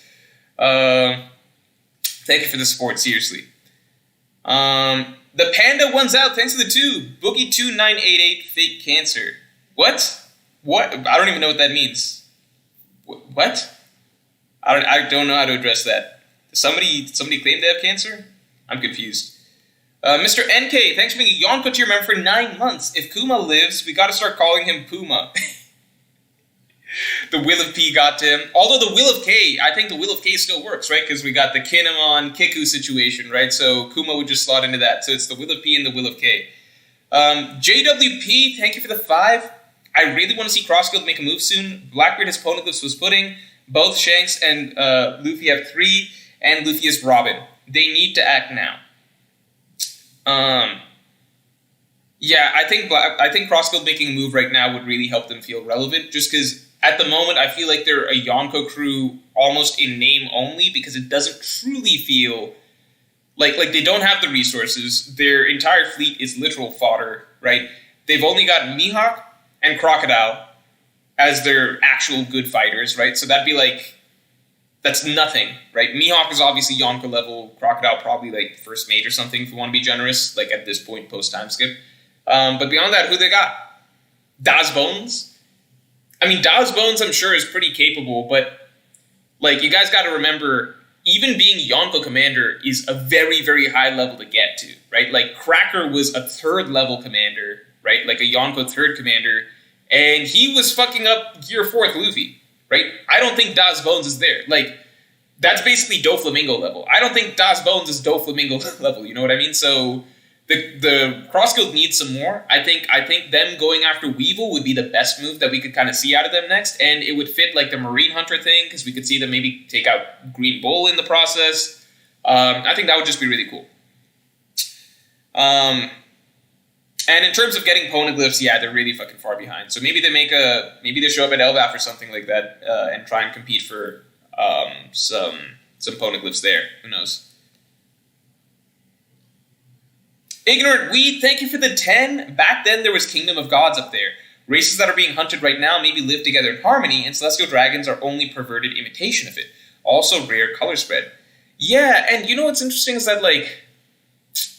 okay, the color spread is... I'll also rate the color spread. Like I said, rare color spread. The color spread is unique in that I think Oda just really likes drawing fan service-y Nami stuff for the summer color spreads, and I think this was the point where he basically just like said, fuck it, I'm just gonna commit to, like, that's the main thing he likes to draw for the summer color spreads, and I think like the other strides he just draws because he has to. I think at this point he was just like, fuck it, I know what I genuinely care about with this color spread, let me just make it all about Nami, and everybody else is just an accessory. I think he just stopped pretending, if that makes sense, like he gives a shit about the rest for these summer color spreads. Missed Anuj Agrawal Super. Sorry, Cash Panda. Sorry, Anuj. Let me catch you. I'm sorry about that.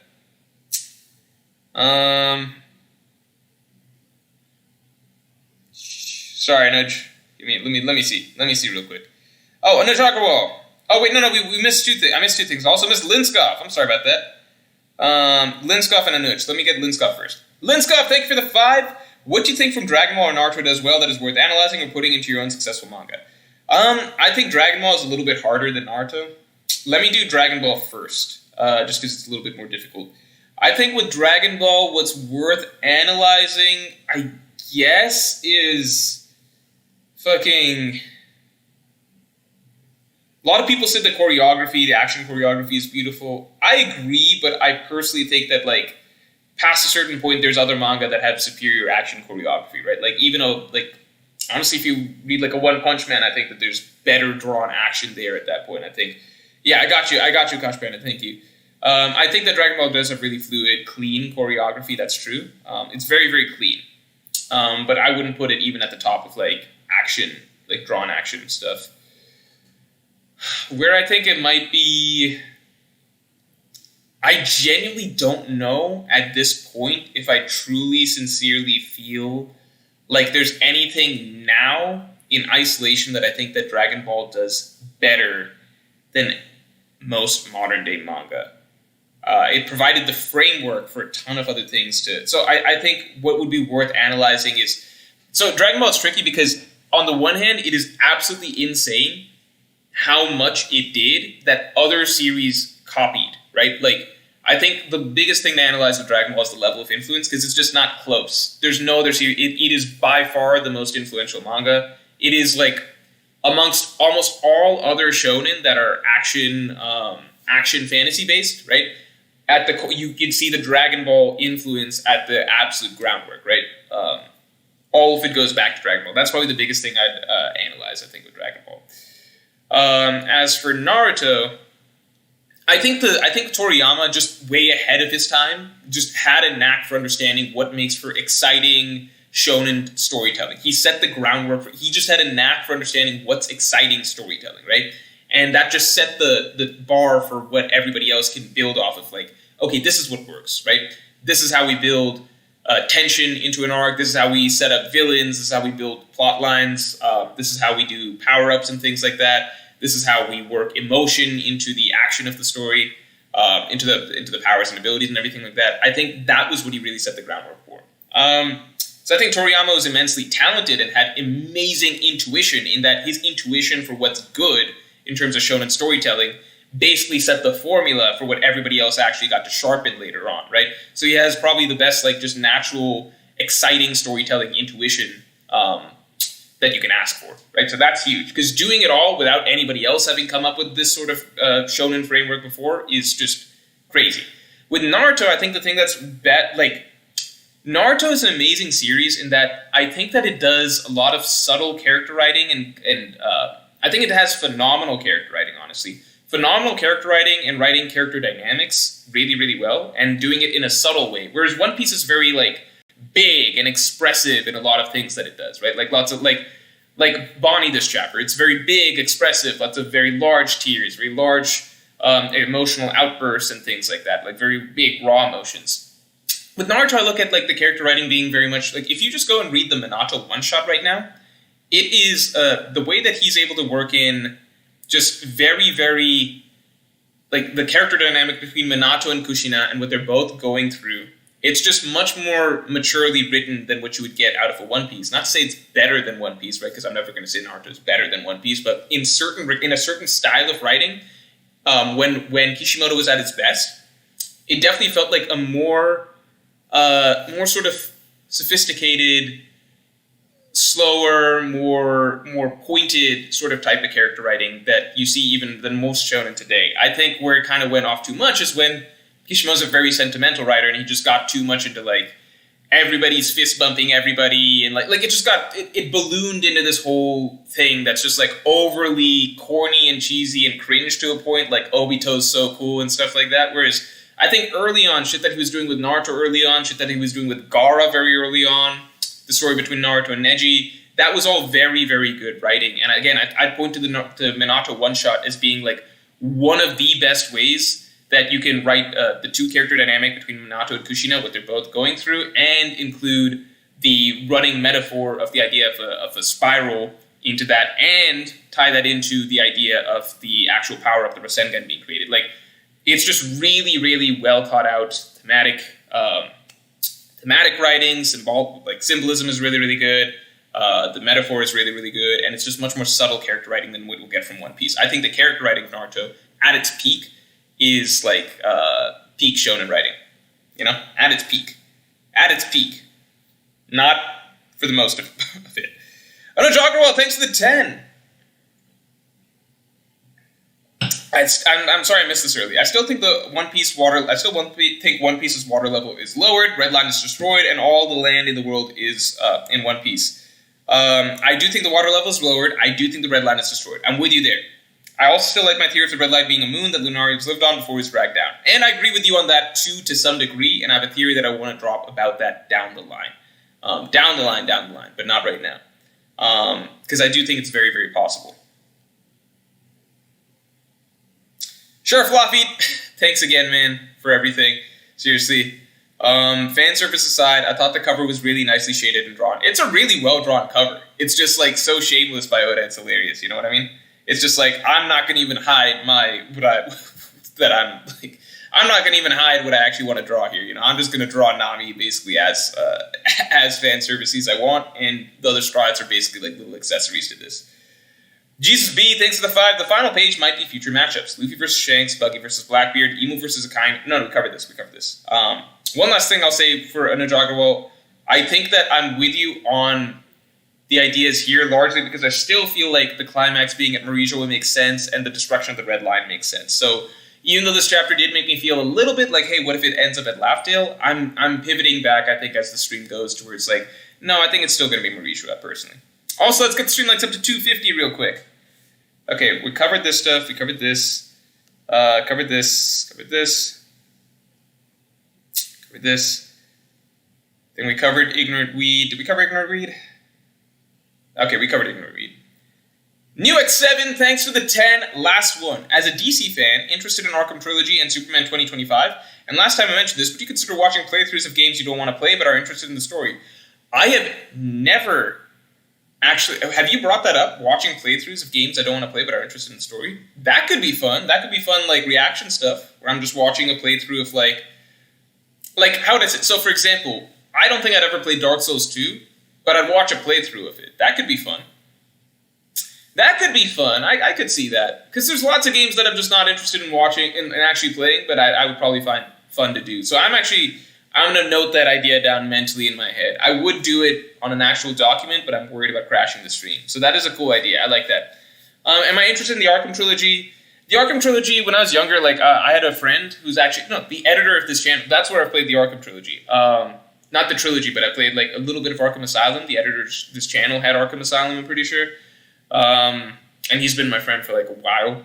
So I played it at his house when I was younger. I had another friend, I played Arkham City on his thing for a little bit. I think that, the Arkham games definitely seem fun. Yeah, they definitely seem fun. There's one that I want to give them a try. I think one thing... Yeah, I want to give them a try. It's just that they're not that high up on my list. You know what I mean? Like, if I were to tell you my list, broadly speaking, right now, it's I'm playing Bloodborne. Next, I would like to play Elden Ring. Then beyond that, I'd like to try Baldur's Gate 3. I'd like to try Ghost of Tsushima. I'd like to try Shadow of the Colossus. Those are ones that I would like to hit. And I generally don't... I tried not to play single-player games too much. Playing Bloodborne is the first single-player game I played in a minute because I took such a gap from, like, Zelda, right? So, just the pace before I eventually get to the Arkham games, it would be a while. The Superman game, maybe. I'll say maybe. It depends how good it is, Like, I'm not going to play a game just because it's, like, a Superman game or a Batman game, even those are my two favorite superheroes, you know what I mean?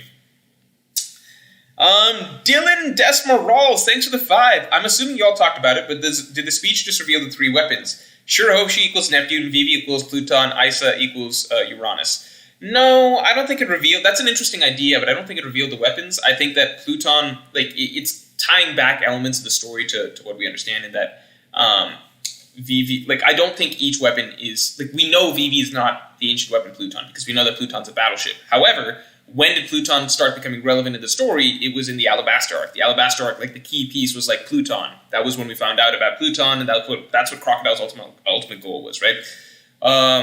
Uranus being god of the sky, we get to see, a shot of the sky and everything like that. So I wouldn't read too much into that necessarily. I don't think every ancient weapon's a person, personally.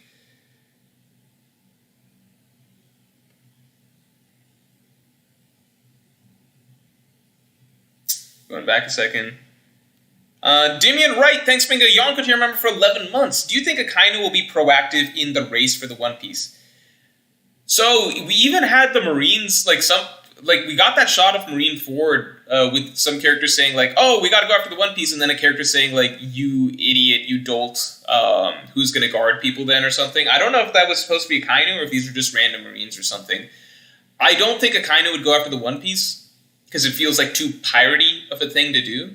But it'd be funny if, the way the narrative swings things is that he and the Marines end up having to go after the One Piece, and he views it as, in the name of justice, when essentially he's acting as, the same way pirates do, searching for the One Piece, right? So I think that'd be an interesting twist for his direction in the story, but I don't know if he would actively seek it out. He might try and fight pirates to stop them from getting the One Piece. I don't know. That's an interesting idea, though. Also, let's get the stream to 50 real quick. Ceiling Stains, thanks for the 5. Kinnikuman solidified the shonen tropes before Dragon Ball.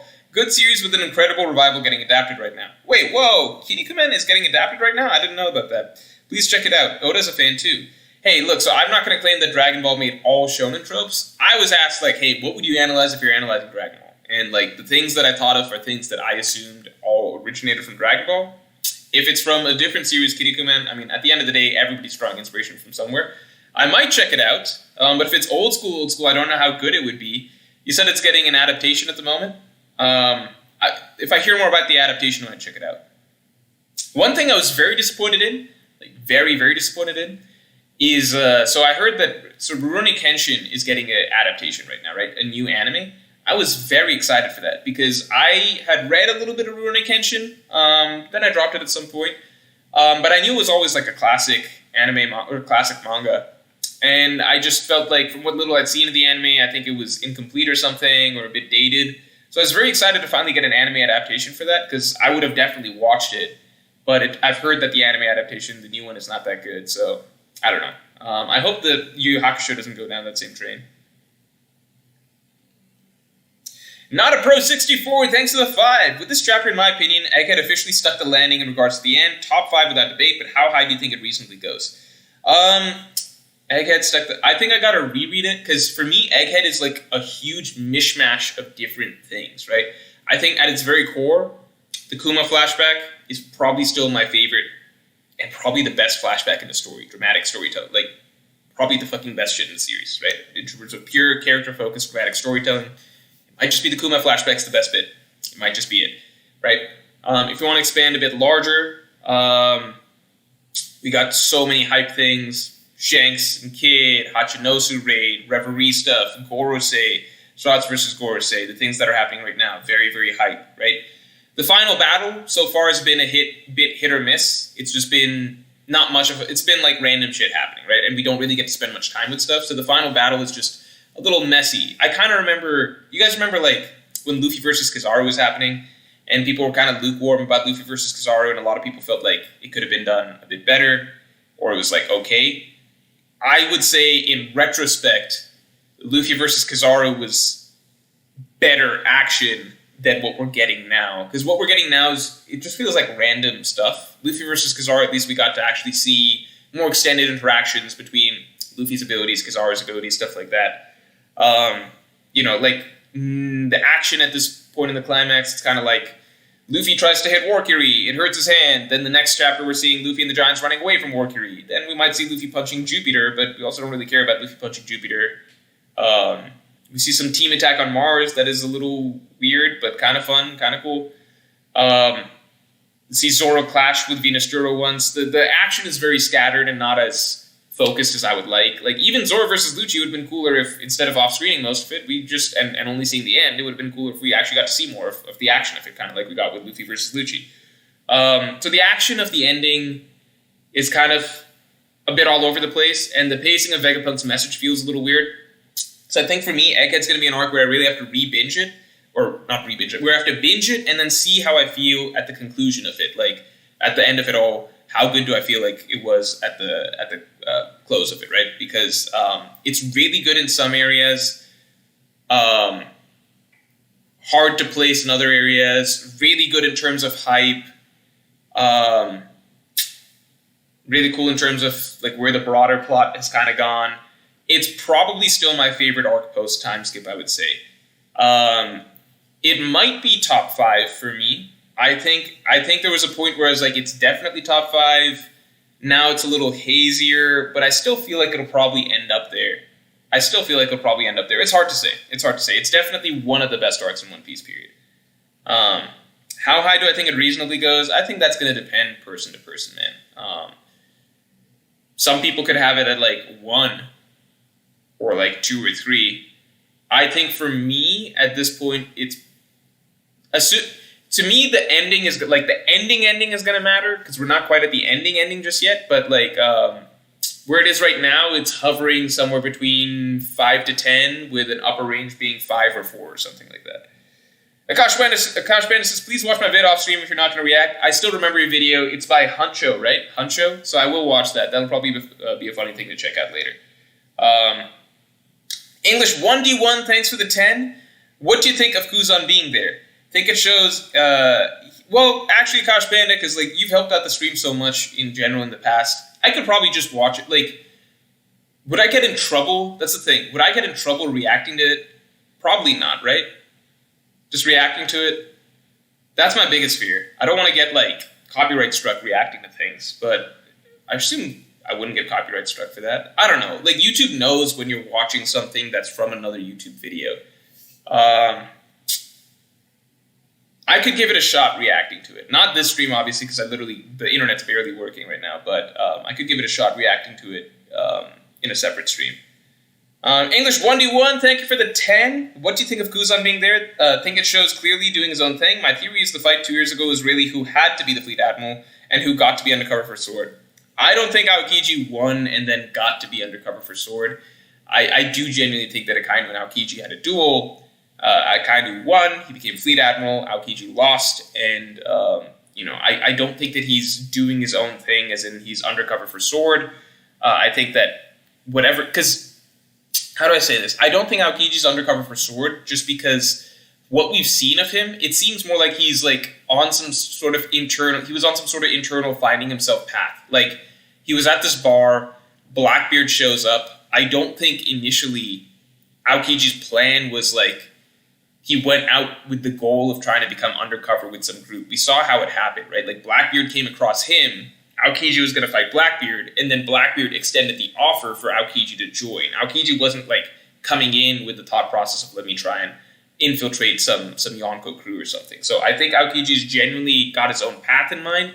I think he's one of those figures that was highlighted because whatever role he does play, it's going to be pivotal for the story going forward. But I don't think that it means he's necessarily under sword or anything. I don't know. Yeah, let's get the stream likes up to 250 real quick. Abrar Ahmed says, Morj got to watch one Mugiwara no Goofy video. Okay, maybe next stream, because next stream, okay, let me say this.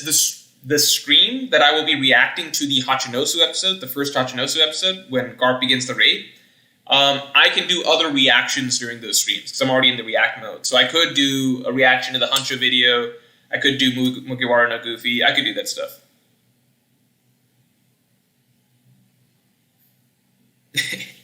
Abrar Ahmed, I appreciate the encouragement.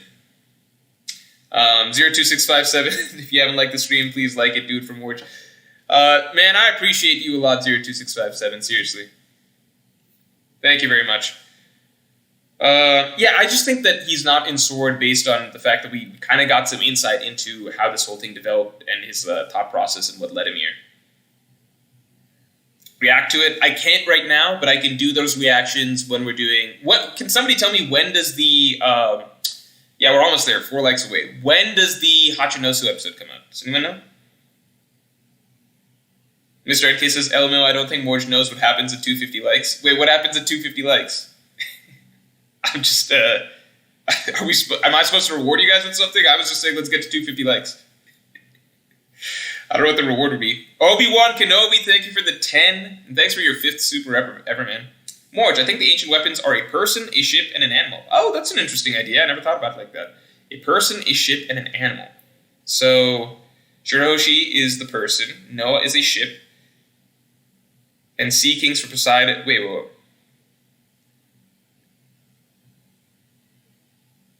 I'm confused.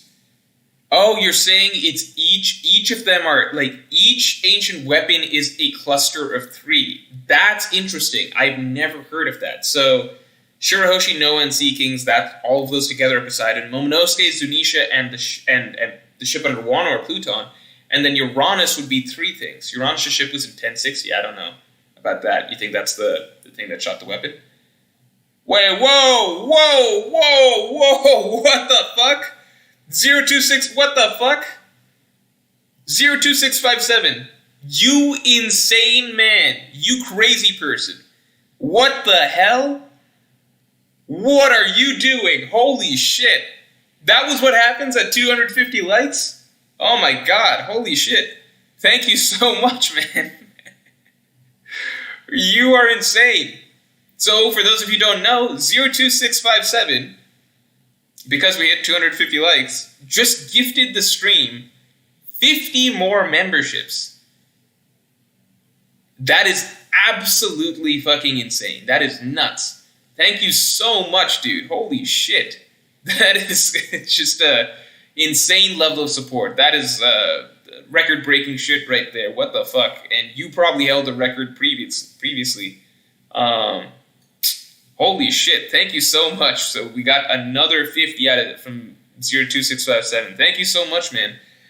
Everybody in chat, you know the drill. You got to say thanks a lot to 02657. If you just got a membership, make sure to emote, test out your new membership. At this point, most viewers in chat are members, right? That's just statistically true. Between 02657 and Sheriff Lafitte, holy shit, 02657. Ceiling Stains, Obi-Wan Kenobi, Sahardid Abdul Kadir, Mudbutter Transformed Knight, JWZ, Eternal Jester, Vibhav, Paul. I can't mention anybody, I can't mention everybody as it's just too many. But this is fucking insane. Holy fuck, man. Toa, Darren Orphan 3019, Crow, Jellybean, Homo Sapien, the Shadow King 777. Everybody just fucking make sure to say thank you to 02657. All 50 of you. And if you're one of the 100 people that he's gifted already, make sure you say your thank you if you haven't already. Holy shit, man. This is a insane number. Just insane number. You must have really fucking loved this chapter. But I'm happy to entertain you. I'm happy to, be able to provide some sort of entertainment with the stream. I'm happy that you enjoyed so much, and I'm very grateful, as are the people in chat, that you want to, spread around the love to everybody here. Thank you for being a patron saint of this chat. Really, really appreciate it, man. Yeah, thank you. Yeah, we can get the likes up to 300 while we're at it. Why Koyo says, I love it here. Yeah, sometimes shit just happens, man. Shit just happens. Thank you. Everybody say thanks a lot. Yeah, this is mental. This is an insane number.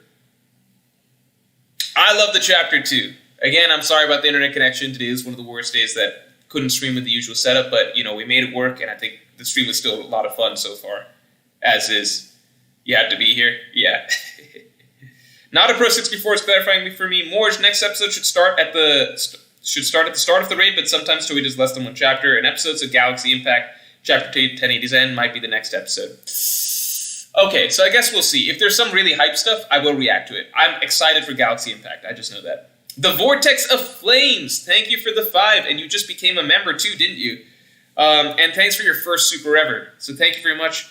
Hello, Morj. I've been watching your streams since COVID. With Kobe paralleling to Emu, do you think Kobe will be heavily involved with Emu? I'm not reading too much into the visual depictions of this chapter. I think it's entirely possible. Like, Kobe stood up to Akainu earlier on, right? Like, maybe Kobe stands up to Emu in some way. I don't see Kobe being one of the key figures to defeat Emu, but I do think Kobe is one of the key figures to form the next generation of the Marines, so he's going to be a pivotal figure. It's just that I don't know if I see Kobe necessarily being that intrinsically tied to Emu's story. Maybe we're going to see him with Kobe standing up to Emu in some sense. That would be cool. Less than one chapter an episode. I don't know. I would love to see... Yeah, whatever episode Galaxy Impact happens, I would love to see it. My only thought is that if they don't do it next episode... Like, Galaxy Impact is a perfect cliffhanger. So then would they do a full episode after that, just showing the fight at Hachinosu, starting with Galaxy Impact and then leading the rest of the stuff? Because I feel like Galaxy Impact is a great cliffhanger. I don't know. JWP, thanks to the 2. Any predictions for next chapter? Dude, it's hard to predict these chapters right now because, technically not that much happened this chapter in the sense that we just got a bunch of reactions, but it was the most hype way to frame the reactions possible, right? Just cutting around showing the state of the One Piece world and what's about to happen in this upcoming World War. So next chapter, I feel like we will get some clarity as to... it's a break week. It's a break week. So that means that because it's a break week, we got to do a prediction stream also, right? So we'll see if... Okay, here's how we're doing it. If this Saturday features the Galaxy Impact stuff, then Monday's stream will be the reaction to that. But if it doesn't have that, then we'll do our usual chapter prediction stream this next Monday. So off the top of my head, I think that we might see... I think next chapter might feature something big for Emeth because that feels kind of like where we left off. And I feel like we might get some clarity as to how Saturn and the Gorosei's abilities work with relation to water, like falling in the water. Alejo Enriquez Lind, welcome to Pirate King tier. Thanks so much for joining. I really appreciate the support this stream. And seriously, man, so first of all, you're getting a really good podcast that's coming out tomorrow. Most of you all who just became members, if you're a Yonko tier member up, watch out for the podcast that comes out tomorrow. It will be a good one. It will be taking the information from this chapter and how that relates to One Piece's ending coming around the corner. As for Alejo, becoming Pirate King, just watch out for the end of this month when you would get to submit stuff for the Pirate King podcast, which is my longest and most in-depth podcast where I spend a long time addressing what people actually want me to talk about specifically. And you get access already to all the previous Pirate King podcasts. Go check them out. They're long, they're in-depth, they cover a lot of fun topics, and I'm high for a lot of them. So for a few of them, I'll say the recent ones. Some of the recent ones, not all of them. A few of the last several have been those, if you want some entertainment. Let's see real quick. English 1D1, thank you for the 5. I think Kobe will be key in exposing the problems with the current world government, referring to both Akainu and Imu, in my opinion. I think that could be really cool. I feel like Vivi's going to be a big part of that, but Kobe being a big part of that as well makes a lot of sense because he's internal, right? Like, he's in the system. So a Marine, and he's known as a hero of the Marines. So a Marine coming out and doing that could be really, really big. It's just cool to think that Kobe's considered a hero of the Marines already, which means that his voice matters a lot, and it all happened during the time skip. Michael Brizzy saying a thank you. Yeah, anybody who has yet to say a thank you to 02657, just make sure to say thank you. All right, guys, I'm probably going to call the stream in the next 5-10 minutes, so just giving you guys a heads up.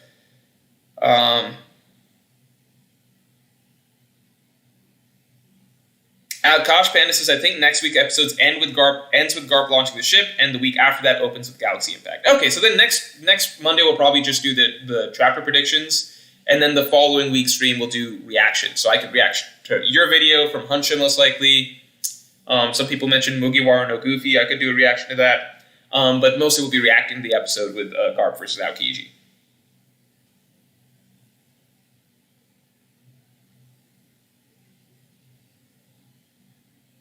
Akash Panda says, Vivi will expose to the Kings, Kobe to the Marines. I like that. I like that because they both work in their spheres that make sense. Vivi, the global political sphere. Kobe inside the military. I would really like that. I think that works perfectly. Ahmed says, this is probably follow-up legendary stream to the Shanks versus Kid chapter reaction stream. That stream was trending on the streaming category at Morj. Was it? Did I react to that chat? You mean the chapter or the episode reaction? The episode reaction, which I just did. Also, let's get the stream likes up to 300 before the stream ends. Umair, thanks for the 5-man. Morj, how have you been? Can I get a Bloodborne update and thoughts so far? I'm halfway in the game, but playing Elden Ring DLC right now. I love this chapter. I'm halfway in the... Okay, so I don't want to spoil you on Bloodborne then, right? Because this is tricky. I don't want to spoil you on Bloodborne. Oh, I missed Lars Caesar Super Chat. Okay, let me get that real quick, and I'll get back to you, Umair, just so I stick in order. Let me find Lars Caesar. Oh, shit. I'm sorry, Lars Caesar. Being an admiral is a curse. Either you get promoted or lose your soul. Kuzan had to defect. Yeah, because either you're like... there's 3 routes we kind of see, right? Or you just buy in hard, right? So, like, Green Bull buys in hard, and he likely wants to be promoted down the line. Akainu already got promoted. Kizaru lost his soul. Oh, shit. Is that Alexa? Alexa, be quiet.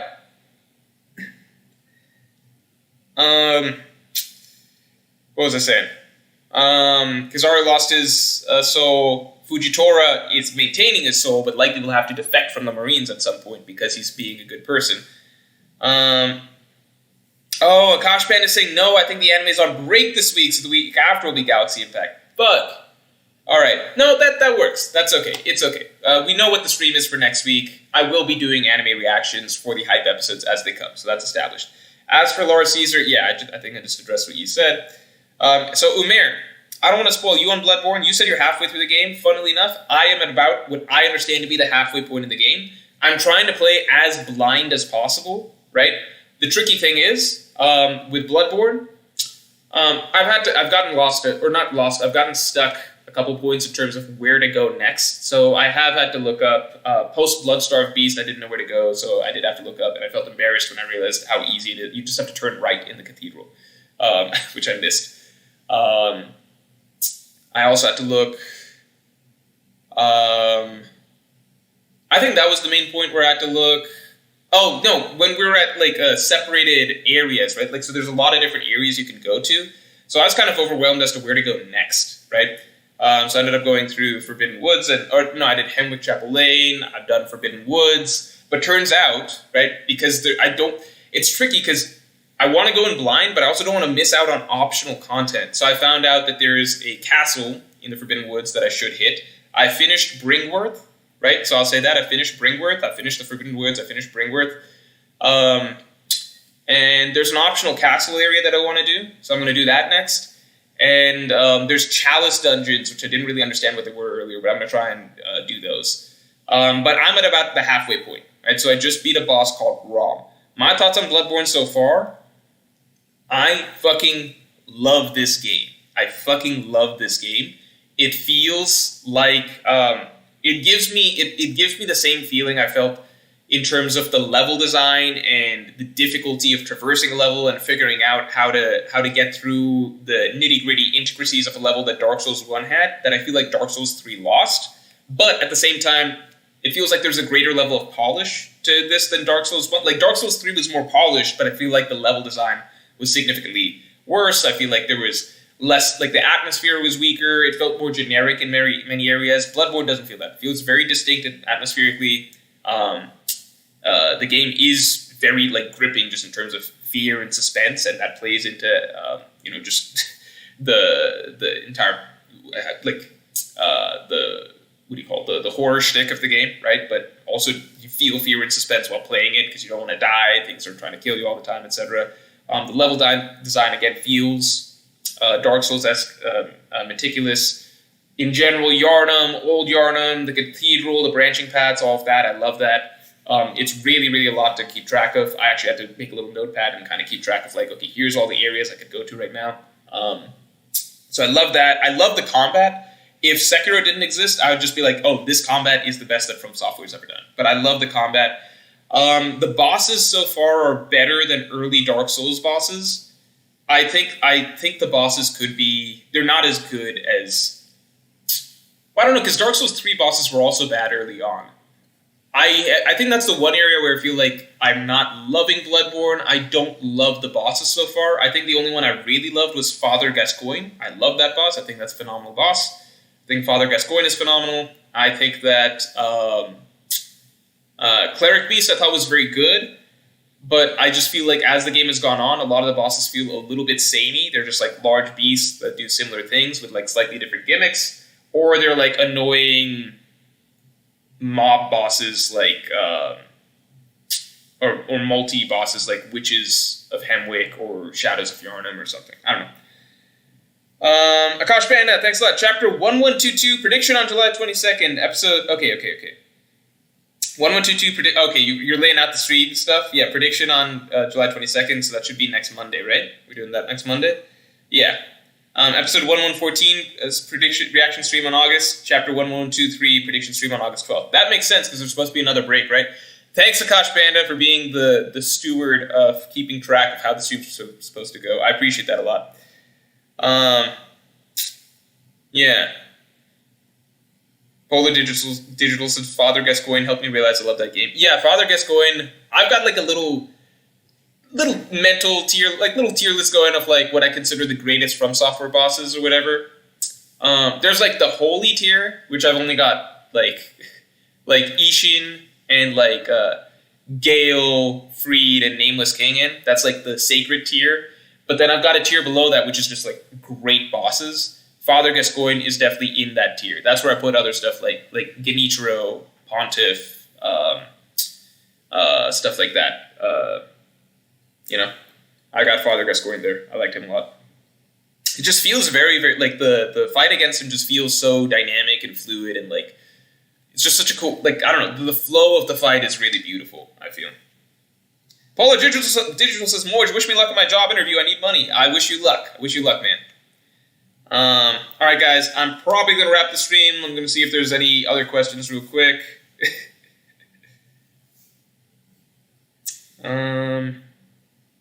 Sorry, I talked about Bloodborne a little bit towards the end, but, it's the end of the stream.